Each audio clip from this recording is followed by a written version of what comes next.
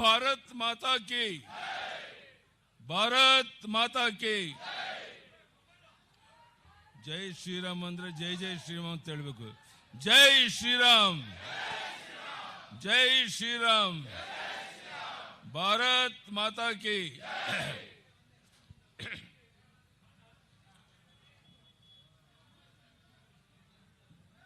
ರಾಜ್ಯದ ಬಿಜೆಪಿ ಅಧ್ಯಕ್ಷ ಆದಂತ ವಿಜಯೇಂದ್ರ ಅವರೇ,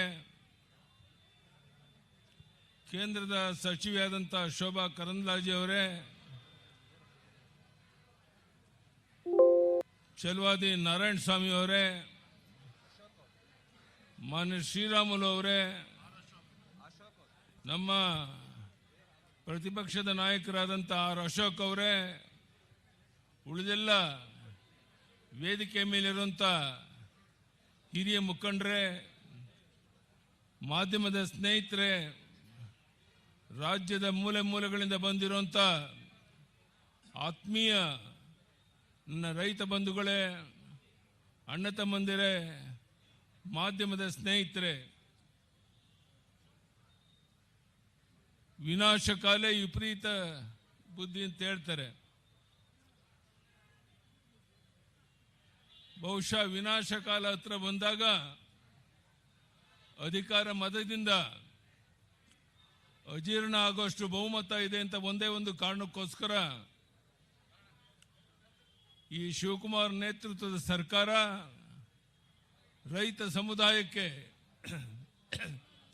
ದ್ರೋಹ ಮಾಡ್ತಾ ಇದೆ.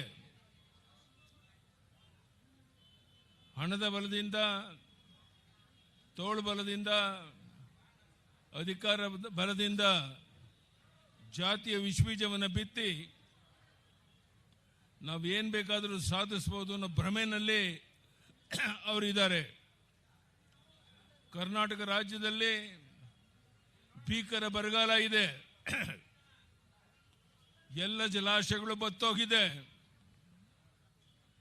ಮುಂದಿನ ಭವಿಷ್ಯದ ಬಗ್ಗೆ ಜನ ಚಿಂತೆ ಮಾಡ್ತಾ ಇದ್ದಾರೆ. ಬಿತ್ತಿದ ಬೀಜ ಮೊಳಕೆ ಹೊಡೆದಿಲ್ಲ.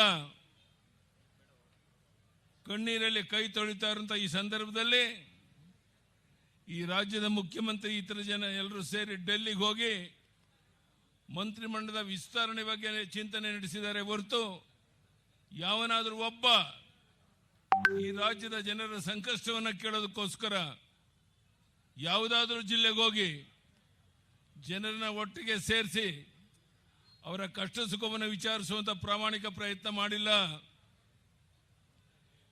ನಾನು ಹೇಳ್ತೇನೆ, ಈ ಶಿವಕುಮಾರ್ ಸರ್ಕಾರಕ್ಕೆ ಏನು ಅಧಿಕಾರ ಮತದಿಂದ ದೊಡ್ಡ ಬಹುಮತ ಇದೆ ಅಂತ ಒಂದೇ ಒಂದು ಕಾರಣಕ್ಕೋಸ್ಕರ ಒಂದು ರೀತಿ ತೊಗಲಕ್ ದರ್ಬಾರನ್ನೇನು ನಡೆಸಕ್ಕೆ ಹೊರಟಿದ್ದೀರಾ. ಬಹುಶಃ ಇದು ಕೊನೆಯ ತುದಿಗೆ ಮುಟ್ತಾ ಇದೆ. ನಾನು ಹೇಳ್ತೇನೆ, ಈ ಸರ್ಕಾರಕ್ಕೆ ಇದು ಸಾಂಕೇತಿಕವಾಗಿ ಇಲ್ಲಿ ಹೋರಾಟ ನಡೀತಾ ಇದೆ. ನೀವು ಯಾವ ಜಿಲ್ಲೆಗೆ ಹೇಳಿದ್ರು ಸಹ ನಾನು ಬಂದು ಒಂದು ಅರ್ಧ ದಿವಸ ಇದ್ದು ಜನರ ಸಂಕಷ್ಟಕ್ಕೆ ಸ್ಪಂದಿಸಕ್ಕೆ ಸಿದ್ಧ ಇದ್ದೇನೆ. ನಾವೆಲ್ಲ ಒಟ್ಟಾಗಿ ಸೇರಿ ಈ ಭ್ರಷ್ಟ ಸರ್ಕಾರವನ್ನು ಕಿತ್ತೊಗಿಬೇಕಾಗಿದೆ. ಇಲ್ಲದಿದ್ರೆ ನಾಡಿನ ಜನತೆಗೆ ಭವಿಷ್ಯ ಇಲ್ಲ. ಇಂಥ ವಿಚಿತ್ರವಾದ ಪರಿಸ್ಥಿತಿ ಇರುವಂಥ ಈ ಸಂದರ್ಭದಲ್ಲಿ ಇವತ್ತು ಒಂದು ಐತಿಹಾಸಿಕ ಒಂದು ಕಾರ್ಯಕ್ರಮ ಇಲ್ಲಿ ನಡೀತಾ ಇದೆ. ಬಹುಶಃ ನಿಮ್ಮ ತೊಗಲಕ್ ದರ್ಬಾರಕ್ಕೆ ಕೊನೆ ಹಾಡೋದಕ್ಕೋಸ್ಕರ ಇಲ್ಲಿ ನಾವು ಸೇರಿದ್ದೇವೆ. ನಾನು ಕೇಳ್ತೇನೆ ಈ ರಾಜ್ಯದ ಮುಖ್ಯಮಂತ್ರಿಗೆ, ನೀವು ಟೌನ್ಶಿಪ್ ಮಾಡೋದಾದ್ರೆ ಬಿಡದೇನೆ ಬೇಕಾ? ಎಲ್ಲರೂ ಸಹ ವಿರೋಧ ಮಾಡ್ತಾ ಇದ್ದಾರೆ. ಕೆಲವರು ಒಪ್ಪಿಗೆ ಕೊಟ್ಟಿದ್ದಾರೆ, ನಾನು ಅಲ್ಲೇ ಮಾಡೋದು ಅಂತೇಳಿ ಏನು ದರ್ಪವನ್ನು ತೋರಿಸ್ತಾ ಇದ್ದೀರಾ? ಅಧಿಕಾರ ಮತದಿಂದ ನೀವೇನು ಮಾಡಿದ್ರು ನಡೆಯುತ್ತೆ ಅನ್ನುವಂಥ ಭಾವನೆಯಿಂದ ನೀವು ತೊಡಗಿದ್ದೀರಾ. ಇದನ್ನ ಕೊನೆ ಮಾಡೋದಕ್ಕೆ ಈ ಸಭೆಯಲ್ಲಿ ಪ್ರಾರಂಭ ಆಗಿದೆ. ನಾನು ಹೇಳ್ತೇನೆ, ಶಿವಕುಮಾರ್ ಅವರಿಗೆ ನಿಜಕ್ಕೂ ನಿಮ್ಮ ರಾಜ್ಯದ ಜನರಿಗೆ ಕಳಕಳಿ ಇದ್ರೆ ಈ ಬಿಡದಿನಲ್ಲಿ ಟೌನ್ಶಿಪ್ ಮಾಡುವಂತಕ್ಕೇನು ಹೊರಟಿದ್ದೀರಾ, ಅದನ್ನು ಕೈ ಬಿಟ್ಟು ಬೇರೆ ಕಡೆ 100 ಎಕರೆ ಜಮೀನಿದೆ, ಸರ್ಕಾರಿ ಜಮೀನೇ ದೊಡ್ಡ ಪ್ರಮಾಣದಲ್ಲಿದೆ. ಇಲ್ಲಿ ಯಾಕೆ ಮಾಡಕ್ಕೆ ಕೊಟ್ಟಿದ್ದೀರಾ? ರಿಯಲ್ ಎಸ್ಟೇಟ್ ಮಾಡಿ 100 ಕೋಟಿ ಲೂಟಿ ಮಾಡೋಕ್ಕೋಸ್ಕರ ಇಲ್ಲಿ ಬಂದಿದ್ದೀರಾ ಅನ್ನುವಂಥದ್ದು ಜಗಜ್ಜಾಹೀರಾಗಿರುವಂಥ ಸಂಗತಿ. ಇಂಥ ಒಂದು ಸಂದರ್ಭದಲ್ಲಿ ನಾನು ಈ ಸರ್ಕಾರಕ್ಕೆ ಎಚ್ಚರಿಕೆಯನ್ನು ಕೊಡ್ತಾ ಇದ್ದೇನೆ.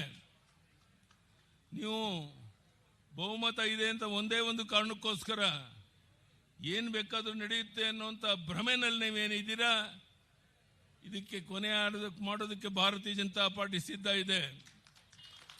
ಈ ಭಾರತೀಯ ಜನತಾ ಪಾರ್ಟಿ, ಜನತಾದಳ, ಕುಮಾರಸ್ವಾಮಿ ಅವರು ನಾವೆಲ್ಲ ಒಟ್ಟಾಗಿ ಸೇರಿ ಇವತ್ತು ಈ ಸರ್ಕಾರಕ್ಕೆ ಕೊನೆ ಮೊಳೆ ಹೊಡೆಯೋದು ಅಂತ ಪ್ರಯತ್ನ ನಡೀತಾ ಇದೆ. ಬಹುಶಃ ಇದು ಕೇವಲ ಇಲ್ಲಿ ಬೆಂಗಳೂರಿಗೆ ಸೀಮಿತವಾಗಿಲ್ಲ. ನಾನು ಈಗಾಗಲೇ ಹೇಳಿದಂತೆ ಬೆಂಗಳೂರಿನ ಸುತ್ತಮುತ್ತ ರಾಜ್ಯದ ಯಾವುದೇ ಭಾಗದಲ್ಲಾದರೂ ಸಹ 1 ಗಂಟೆ 2 ಗಂಟೆ ನಾನು ಬರಕ್ಕೆ ಸಿದ್ಧ ಇದ್ದೇನೆ. ದೊಡ್ಡ ಪ್ರಮಾಣದಲ್ಲಿ ಹೋರಾಟ ಪ್ರಾರಂಭ ಆಗಬೇಕಾಗಿದೆ. ಇವತ್ತು 104 ವರ್ಷದ ಅಜ್ಜಿ ನಮ್ಮ ಪಕ್ಕದಲ್ಲಿ ಕುಂತಿದ್ದಾರೆ.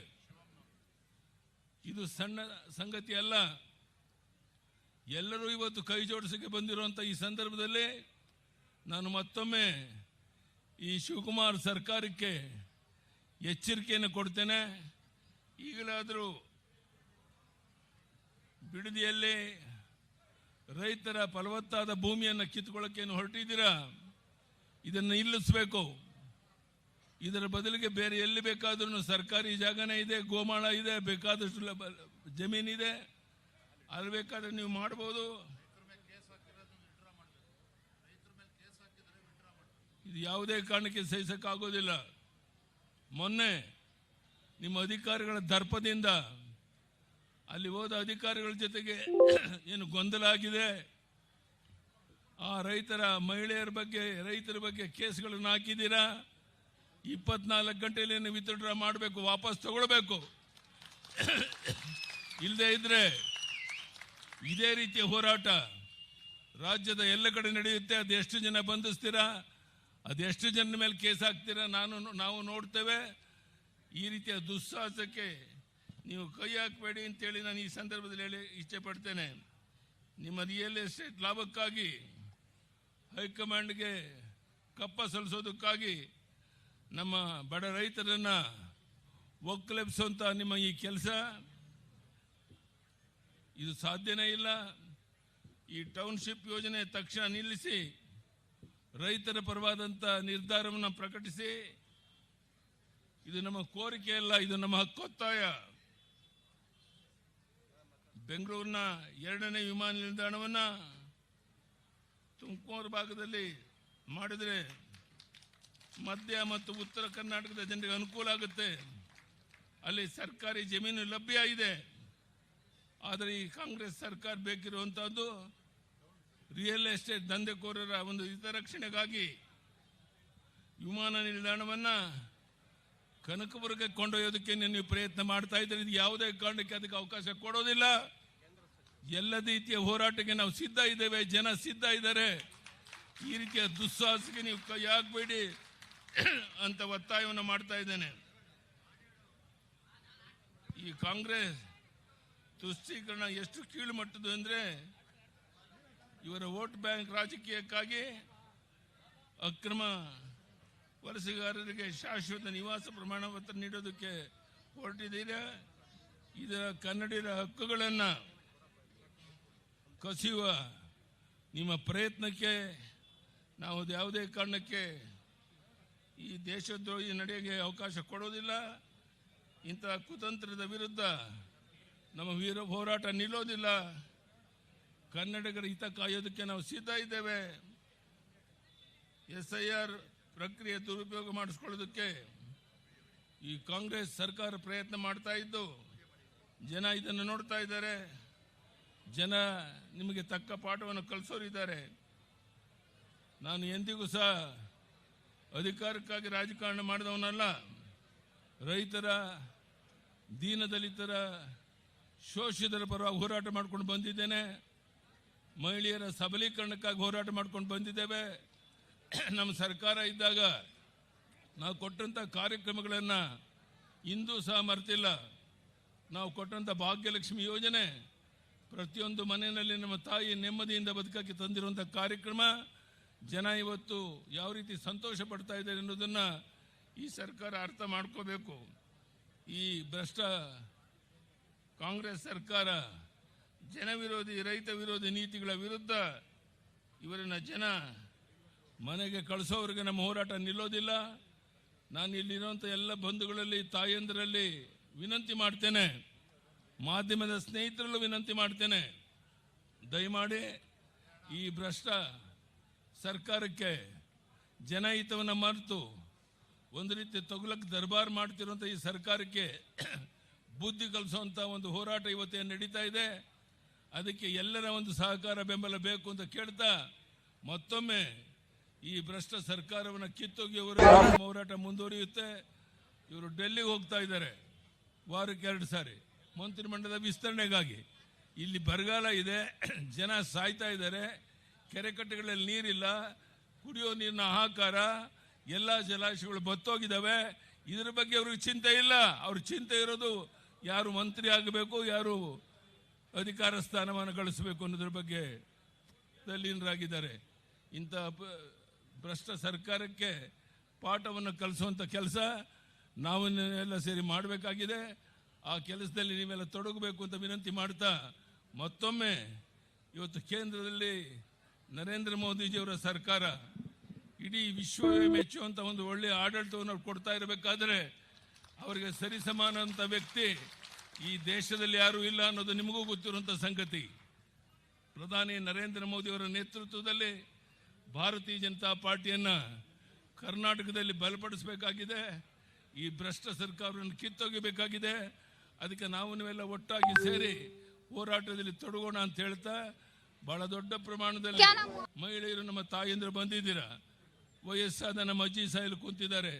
ನಿಮ್ಮೆಲ್ಲರ ಸಹಕಾರದಿಂದ ಕರ್ನಾಟಕದಲ್ಲಿ ಒಂದು ಬದಲಾವಣೆಯನ್ನು ತರೋಣ ಅಂತ ಹೇಳ್ತಾ ಮತ್ತೊಮ್ಮೆ ತಮ್ಮೆಲ್ಲರಿಗೂ ವಂದಿಸಿ ನನ್ನ ಮಾತನ್ನು ಮುಗಿಸ್ತೇನೆ. ಧನ್ಯವಾದಗಳು. ಬಲೋ ಭಾರತ್ ಮಾತಾ ಕಿ, ಭಾರತೀಯ ಜನತಾ ಪಾರ್ಟಿಗೆ ಜೈ ಶ್ರೀರಾಮ್, ಜೈ ಶ್ರೀರಾಮ್. ಭಾರತ್ ಮಾತಾ ಕಿ. ಯಡಿಯೂರಪ್ಪನವ್ರಿಗೆ ಈಗ ನಮ್ಮ ಮಾಜಿ